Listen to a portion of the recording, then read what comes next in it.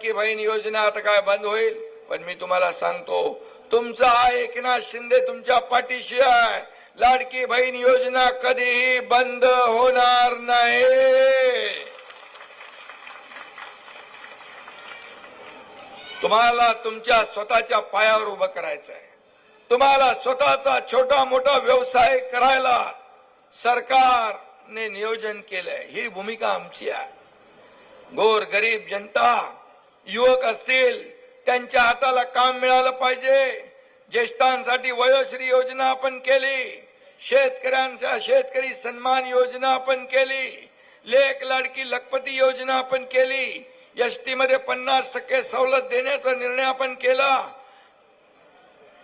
आणि उच्च शिक्षण घेण्यासाठी मुलींना देखील 100% फी मध्ये सवलत देण्याचा निर्णय मी मुख्यमंत्री असताना घेतला.